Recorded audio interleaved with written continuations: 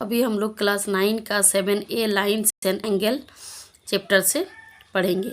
सबसे पहला क्वेश्चन है डिफाइन द फ्लोइंग टर्म्स। तो पहला नंबर है एंगल्स। एंगल्स अब हम लोग किसको कहते हैं?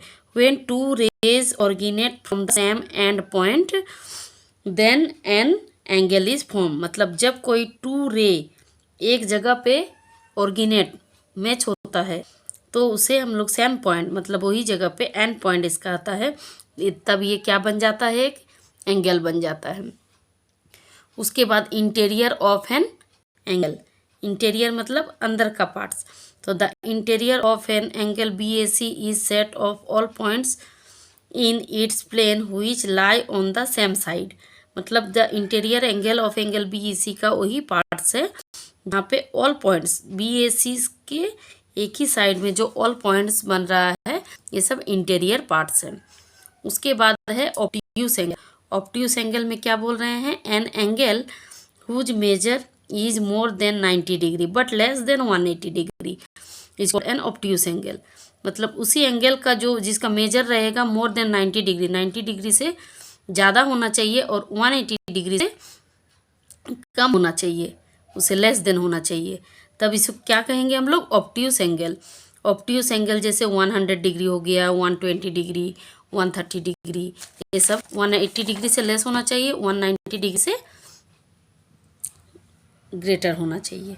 उसके बाद है रिफ्लेक्स। रिफ्लेक्स एंगल में क्या है? An angle whose measure is more than 180 degree but less than 360 degree is called a reflex angle. Reflex मतलब जो जिस सीधा सीधा से पार हो जाएगा। एन एंगल हुज मेजर जिसका मोर देन 180 डिग्री लेस देन, ये पूरा तो 360 डिग्री का बनता है, तो 360 डिग्री से लेस होना चाहिए, 180 डिग्री से ज़्यादा होना चाहिए। जैसे 220 हो गया, 230, 270, ये सब हो गया रिफ्लेक्स एंगल।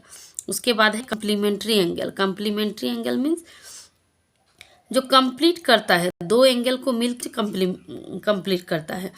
जैसे two angle are said to be complementary angle if the sum of their measure is 90 degree. अगर कोई टू एंगल का सम 90 डिग्री होगा तब उसे हम क्या कहेंगे? Complementary angle. उसके बाद आता है सप्लीमेंट्री एंगल, जिसमें इसमें क्या रहेगा? Two angles are said to be supplementary if the sum of their measure is 180 degree.